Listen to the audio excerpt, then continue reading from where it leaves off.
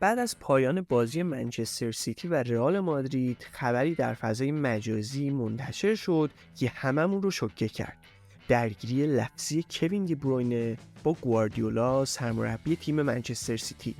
در این ویدیو به بررسی کامل این حواشی میپردازیم.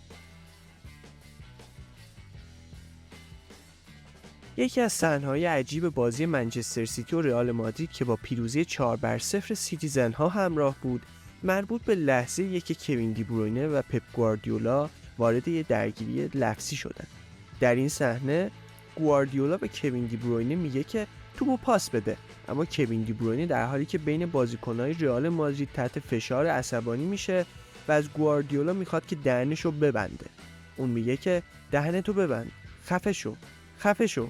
اکنون پپ گواردیولا در واکنش به این درگیری لفظی با کوین دی بروینه گفته ما سر هم دیگه داد میزنیم و من اینو دوست دارم. گاهی اوقات توی بازی‌ها این قضیه پیش میاد. من این انرژی رو دوست دارم. این برای اولین بار نیست که اتفاق میفته.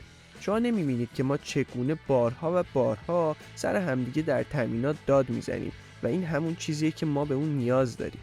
کوین دی بروینه بدون شک یکی از کلیدی ترین مهره های پپ گواردیولا توی منچستر سیتیه و گواردیولا بخش زیادی از موفقیت خودش در جمع سیتیزن ها رو مدیون درخشش های ستاره بلژیکیه و به نظر میرسه به همین دلیل نمیخواد که رابطش با اون خراب بشه.